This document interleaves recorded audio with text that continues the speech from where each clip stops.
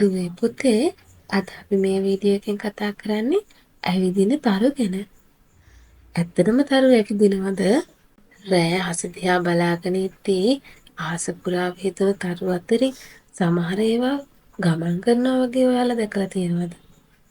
ඔයාලා හිතන්නේ ඒ තරු කියලාද? නෑ නෑ. ඒ තරු නෙමෙයි. ඒ තමයි කෘත්‍රිම උපග්‍රහයෝ. එහෙමත් නැත්නම් කෘත්‍රිම චන්ද්‍රිකා.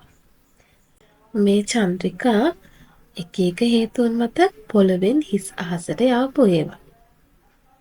1957න් පටන් ගත්ත චන්ද්‍රිකා යැවීම අදටත් ඒ අයුරින්ම සිද්ධ වෙනවා.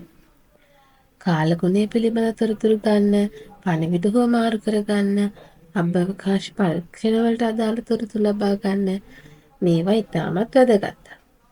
තරු වගේ පෙනුනට ඒ තරු නෙවෙයි. පොළොව වටේ කැරකෙමින් තිබෙන ඒවා චන්ද්‍රිකා. ඒවා අපේ හඳ වගේ නෙවෙයි අපිට ඉතා සමීපයෙන් ගමන් කරනවා. මේ ගමන් නිසා හවස පාන්දර එළිය විහිදුවන මේ චන්ද්‍රිකා ඔයාලට දැක ගන්න පුළුවන්. හැබැයි ඒ චන්ද්‍රිකාවෙන් විහිදුවන එළිය නෙමෙයි. හිරු එළිය වැටිලා චන්ද්‍රිකාවේ ඇතිවන දිලිසුමයි අපිට ඒ විදිහට පේන්නේ.